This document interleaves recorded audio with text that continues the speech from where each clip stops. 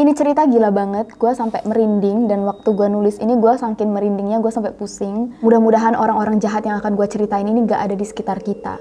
Gue mau bahas kasus yang terjadi di tahun 2019 di mana ada seorang ibu yang tega membunuh suami dan anak tirinya untuk melunasi hutangnya sebanyak 10 miliar. Ini bener-bener gak ada akhlak, dan waktu gue baca direktori putusan ini bener-bener aduh. Untuk kalian yang mau dengerin siap-siap emosi, langsung aja welcome to Ruang Gelap.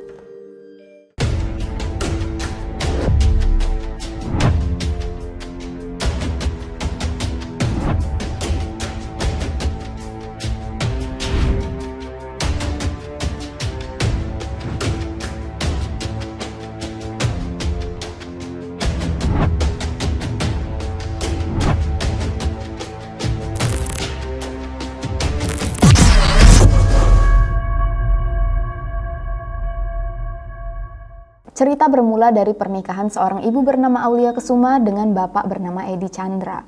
Masing-masing dari mereka ini dulunya sudah pernah menikah dan sudah punya anak laki-laki. Ibu Aulia punya anak bernama Giovanni Kelvin, sedangkan Pak Edi punya anak bernama Muhammad Adi. Jadilah dua keluarga kecil ini bergabung menjadi satu di tahun 2011. Nah, awalnya pernikahan mereka ini berjalan dengan lancar. Bahkan di tahun 2013, Bu Aulia dan Pak Edi sama-sama buka usaha restoran. Di tahun 2015, Bu Aulia dan Pak Edi juga dikaruniai seorang anak perempuan yang mereka beri nama Reina. Nah, keluarga mereka ini mulai diguncang oleh kerumitan rumah tangga. Bahasa apa sih? Uang 700 juta yang mereka jadikan modal usaha untuk restoran di tahun 2013 kemarin, itu uangnya belum balik modal dan semakin tahun semakin berbunga. Sampai akhirnya uang yang 700 juta tadi di tahun 2019 itu sudah sampai 10 miliar. Nah, hutang pinjaman ini memang dari awal atas nama Bu Aulia. Jadi semakin hutang ini bertambah, semakin Bu Aulia ini dihantui oleh tagihan yang mengejar-ngejar dia. Sampai akhirnya waktu mencapai 10 miliar, dia udah pusing banget. Si ibu bingung.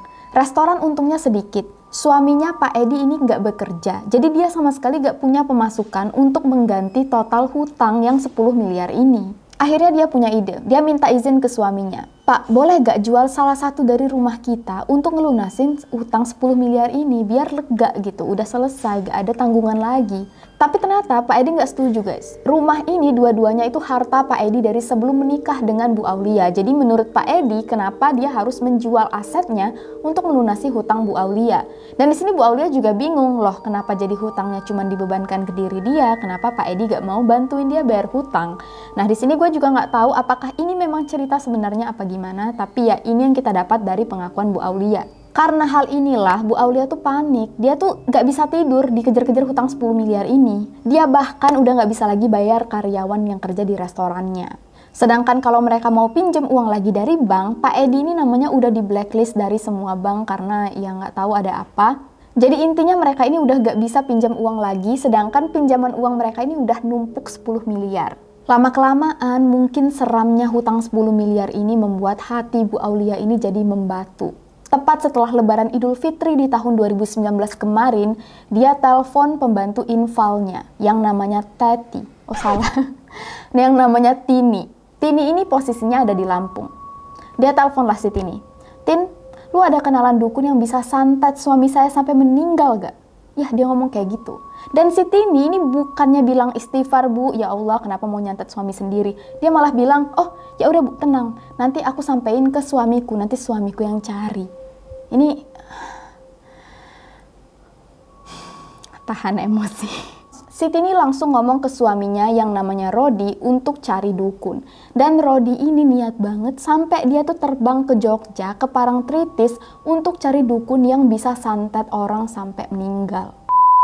Di Jogja, dia bertemu dengan dukun yang menyanggupi untuk menyantet suami Bu Aulia sampai meninggal dengan ritual kuda. Gua nggak tahu ini ritual apa, yang jelas Rodi minta dikirim uang 45 juta, uang itu untuk beli kuda dan juga imbalan santet. Langsung ditransfer oleh si Bu Aulia di hari itu juga. Udah nggak sabar kayaknya si ibu ini bunuh suaminya sendiri. Setelah ditransfer, Bu Aulia ini duduk manis di rumahnya. Dia tungguin kapan suaminya meninggal gara-gara disantet kan. Tapi ternyata berhari-hari lewat, suaminya ini nggak kunjung meninggal. Jadi dia bingung dan dia telepon lagi si Rodi. Ditanyalah oleh Bu Aulia, Rod, ini kenapa suami saya belum meninggal-meninggal lagi? Gua nggak tega sih ngomong kayak gitu, tapi ya memang ini ceritanya guys. Maaf banget. Dijawablah oleh si Rodi, "Oh, kalau gitu berarti santetnya nggak bekerja, Bu." Sekarang bingung lagi si Bu Aulia, ini gimana? Santetnya nggak bekerja, dia harus apa? Dia mikir lagi, gimana ya cara untuk bunuh suaminya sendiri. Dan di sini Rodi jawab, "Oh Bu, gimana kalau kita tembak aja suami ibu?" Emang Bu Aulia ini udah gelap mata, udah nggak punya hati lagi, dia langsung setuju. Rodi bilang, "Oke Bu, ibu transfer duit 25 juta, saya beliin langsung senapan sama pelurunya, saya langsung sewa orang untuk bunuh Pak Edi." Langsung ditransfer oleh si Bu Aulia 25 juta. Dia tunggu kapan suaminya bisa keluar rumah dan ditembak. Nah, tapi ternyata Pak Edi ini emang jarang banget keluar rumah, jadi nggak ada kesempatan untuk si penembak menembak Pak Edi. Jadi lagi-lagi Bu Aulia ini pusing karena rencananya gagal. Memasuki bulan Juli, Bu Aulia semakin menggebu-gebu. Dia udah nggak tahan lagi. Pokoknya dia pengen suaminya cepat-cepat meninggal, dia pengen langsung jual hartanya, dia pengen langsung keluar dari hutang 10 miliar ini. Meskipun rencana penembakan Pak Edi gagal, Bu Aulia tetap merencanakan pembunuhan ini dengan Rodi yang di Jogja. Nah, karena susah nih telepon-teleponan merencanakan pembunuhan, Bu Aulia dan Kelvin anaknya ini langsung datang ke Jogja. Berangkat dari Jakarta menuju Jogja untuk menemui Rodi dan Simbah Dukun. Akhirnya Bu Aulia dan Kelvin bertemu dengan Rodi dan Simbah Dukun. Di sini Bu Aulia disuruh milih mau paket pembunuhan tipe apa. Ada 2 tipe. Tipe pertama adalah pembunuhan yang dibuat seolah-olah seperti aksi perampokan. Ini harus bayar 50 juta. Tipe kedua adalah pembunuhan yang dibuat seolah-olah kecelakaan karena kebakaran rumah. Biayanya 25 juta. Nah, Bu Aulia langsung milihlah paket kedua 25 juta karena lebih murah mungkin ya. Di sini Bu Aulia bilang dia berubah pikiran. Dia nggak mau cuman Pak Edi yang dibunuh. Dia bilang sekalian aja anak tirinya yang namanya Adi juga ikut dibunuh. Karena dia takut kalau cuma Pak Edi yang meninggal, warisannya akan jatuh ke tangan Adi, anak kandung Pak Edi. Jadi untuk memastikan semua warisan akan jatuh ke tangannya, dia bilang bunuh dua-duanya, suami dan anak tirinya. Setelah mereka berempat merencanakan pembunuhan ini, Bu Aulia dan juga Kelvin pulang ke Jakarta. Mereka berdua ini di Jakarta menghitung hari, menunggu kapan Rodi bisa menjalankan rencana pembunuhan mereka. Ternyata gak tahu kenapa Rodi ini gak ada kabar. Nah, Bu Aulia yang udah nunggu berhari-hari ini mulai panik lagi. Aduh, kenapa ini Rodi gak ada kabar? Bingung, gak sabar, Bu Aulia akhirnya nanya ke pembantunya yang bernama Teti, ada kenalan dukun atau enggak? Nah, si Teti ini ternyata punya kenalan dukun namanya Mbah Aki. Oleh Bu Aulia, Mbah Aki ini langsung dikirimi ongkos untuk datang ke Jakarta. Mbah Aki langsung dijemput dan disewain tempat tinggal di Kalibata City. Gua nggak tahu kenapa tiap kali pembunuhan di Kalibata City, kenapa? Anyways, begitu Mbah Aki bertemu dengan Bu Aulia, Mbah Aki ini langsung bilang, "Aduh Bu, aku nggak bisa Bu nyantet orang sampai meninggal, apalagi 2 orang." Nah, di sini Bu Aulia tuh bingung lagi kan, kenapa semua dukun yang dia tanyain tuh nggak bisa nyantet sampai meninggal. Dan gak lama kemudian, Rodi yang dari Jogja tadi itu nelpon. Dia bilang dia akhirnya menemukan orang yang bisa bantu dia untuk merencanakan pembunuhan. Ada 1 orang. Tapi tetap kata Rodi dia butuh 2 orang lagi untuk bantuin dia melaksanakan pembunuhan ini. Jadi Bu Aulia langsung nanya ke Mbah Aki, "Mbah, kamu bisa nggak bantuin saya cari 2 orang lagi?" Dan disanggupin oleh Mbah Aki. Nah, 2 orang tambahan ini lalu dicarikan oleh Mbah Aki. Pada 23 Agustus, Bu Aulia mengumpulkan semua orang yang dia rekrut untuk ketemuan di Kalibata City. Rodi dan temannya Suprianto dari Jogja didatangkan langsung terbang ke Jakarta. Tini dari Lampung juga diterbangkan datang ke Jakarta. 2 orang tambahan yang dicarikan oleh Mbah Aki juga datang dari Lampung, yaitu Kusmawanto dan Nur Sahid. Ketemuanlah 6 orang ini dengan Bu Aulia dan Kelvin. Di sini Mbah Aki itu langsung pulang, dia cuma ngenalin Kusmawanto dan Nur Sahid, dia langsung naik travel pulang. Jadi tinggal ber-7. Rodi, Suprianto, Tini, Kusmawanto, Nur Sahid, Bu Aulia, dan Kelvin. Mereka ber-7 ini lalu merancang pembunuhan Pak Edi dan Adi. Mereka sepakat untuk melumpuhkan Pak Edi dan Adi terlebih dahulu dengan memberikan mereka obat tidur, sebelum akhirnya nanti dibunuh dan dibakar di dalam rumah. Jadi seolah-olah Pak Edi dan Adi ini merupakan korban kebakaran, bukan korban pembunuhan. Mereka diskusi, mereka rancang, terus mereka belilah alat dan bahan yang mereka perlukan. Mulai dari obat tidur, ulekan kayu, alkohol, sarung tangan, korek api, obat nyamuk, tali, pokoknya banyak. Sekitar jam 7:30 malam mereka semua naik ke mobil Bu Aulia. Kecuali Kelvin yang naik mobilnya sendiri untuk pulang ke rumah duluan, jaga-jaga di sana. Yang lain itu semuanya masuk ke mobil Bu Aulia, termasuk Reina dan juga Bella. Kalau kalian ingat, Reina ini anak perempuan kandung Bu Aulia dan Pak Edi, masih balita. Sedangkan Bella adalah babysitter Reina. Gak ada informasi apakah Reina dan Bella tahu soal pembunuhan ini. Ya kalau Reina itu masih balita, dia nggak paham. Tapi kalau Bella ini kita nggak tahu. Tapi memang Reina dan Bella ini nggak pernah mendengar conversation ini. Mereka tuh selalu ada di lobby, mereka nggak ikut mendiskusikan di dalam apartemen. Anyways, waktu Bu Aulia dan tim pembunuh bayarannya ini di jalan menuju rumah mereka di Cilandak, tiba-tiba ada satu orang yang kejang-kejang. Supriyanto tiba-tiba kesurupan. Ini gue nggak tahu apakah memang niat jahat mereka ini disulit-sulitkan. Ini mungkin gara-gara mereka ini udah punya niat jahat ya, udah berusaha gitu. Ada kekuatan supernatural yang berusaha untuk menyetop mereka. Tapi penting gak sih gue ngomong gitu? Ini gue merinding sih, kok bisa ya kesurupan sebelum bunuh orang? Apakah ini sebenarnya pertanda? Tapi ternyata rencana pembunuhan ini tidak disetop oleh Bu Aulia. Bu Aulia puter balik, nurunin Supriyanto kembali ke hotel, dan dia nyuruh Tini untuk nemenin Supriyanto. Rambut gue keluar-keluar, harus potong rambut sih. Setelah Supriyanto dan Tini turun, mobil Bu Aulia kembali menuju ke Cilandak. Nah, di tengah jalan ke Cilandak, tiba-tiba Tini nelpon. Dia bilang dia bingung, dia nggak bisa handle Supriyanto kejang-kejang sendirian.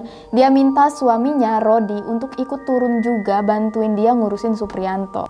Rodi, Tini, dan Supriyanto juga langsung disuruh pulang naik travel ke Lampung untuk menghilangkan jejak. Jadi sekarang karena tim pembunuh ini tinggal Kusmawanto dan Nur Syahid, Bu Aulia mulai was-was. Dia takut Kusmawanto dan Nur Syahid bakal mundur, gak jadi membunuh karena mereka tinggal berdua.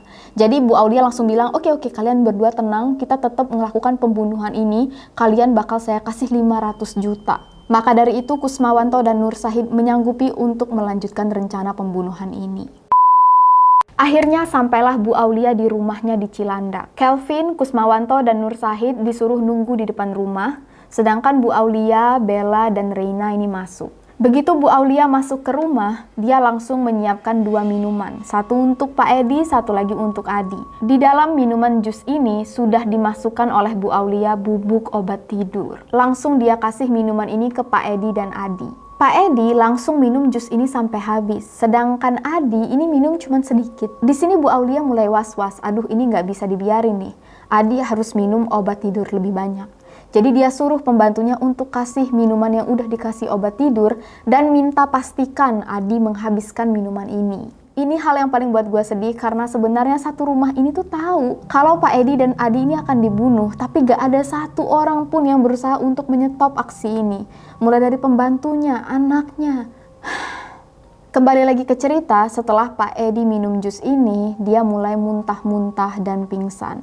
Waktu Pak Edi sudah pingsan, Bu Aulia langsung nelpon Kelvin, nyuruh Kusmawanto dan juga Nur Syahid langsung masuk untuk bantu mengeksekusi membunuh Pak Edi. Sedangkan Kelvin masuk ke kamar Adi untuk memastikan Adi ini pingsan atau teler, pokoknya dipastikan supaya Adi bisa diserang. Setelah Bu Aulia, Kusmawanto, dan Nur Syahid membunuh Pak Edi, giliran mereka menyerang Adi. Adi ini dibunuh dengan cara yang sama.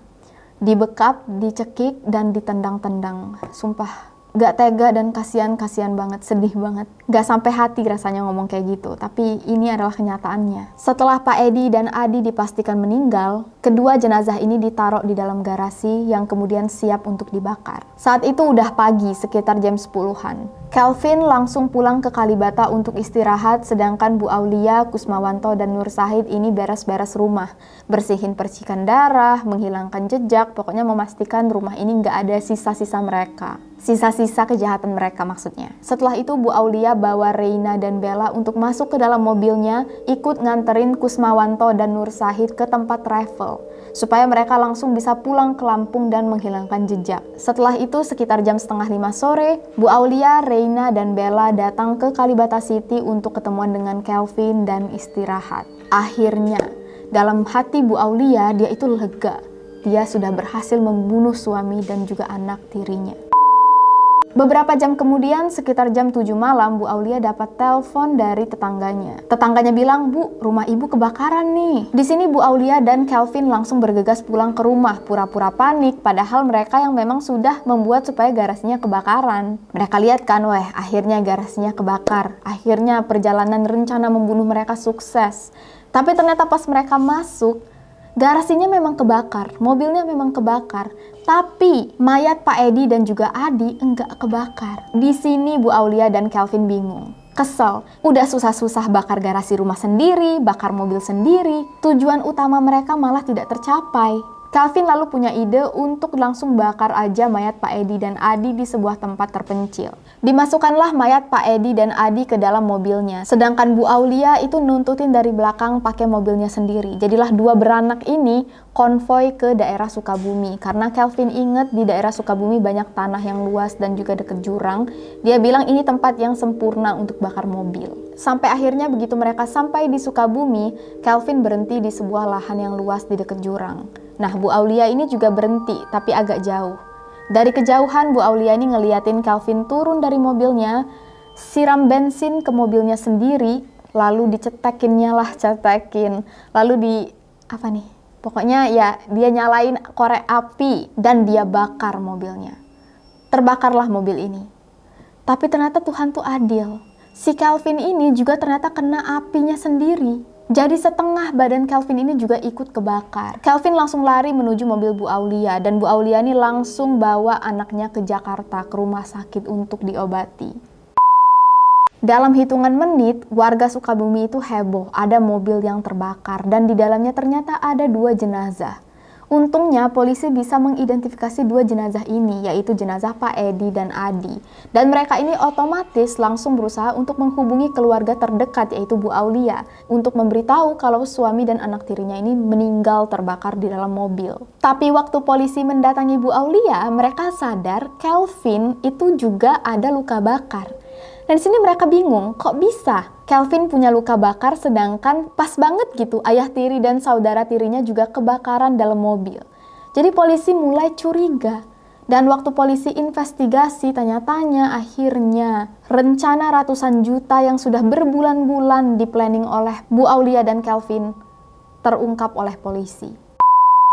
Banyak yang bilang aksi Bu Aulia ini terinspirasi dari sinetron. Tapi terlepas dari mana inspirasi ini datang, kenyataan bahwa seorang manusia tega bersusah payah ngeluarin uang hampir 1 miliar untuk membunuh anggota keluarga sendiri itu bener-bener sangat-sangat menyedihkan. Apalagi sampai dia tuh rela rumahnya dibakar, mobilnya juga dibakar. Kalau kalian sering nonton Cerita di Ruang Gelap, kalian pasti sadar ini bukan satu-satunya kasus pembunuhan yang didasari atas motif hutang dan uang. Anyways, Bu Aulia dan Kelvin dijatuhi hukuman mati. Kusmawati dan Nur Syahid juga dijatuhi hukuman mati, tapi mereka berdua mengajukan banding, dan bandingnya diterima. Jadi kita nggak tahu ini hukuman mereka bakal tetap hukuman mati atau seumur hidup. Sedangkan Tini, Rodi, dan Supriyanto masing-masing dipenjara 14 dan 12 tahun. Mudah-mudahan setelah orang-orang ini keluar dari penjara, mereka bakal bertaubat dan gak bakal ngelakuin hal ini lagi.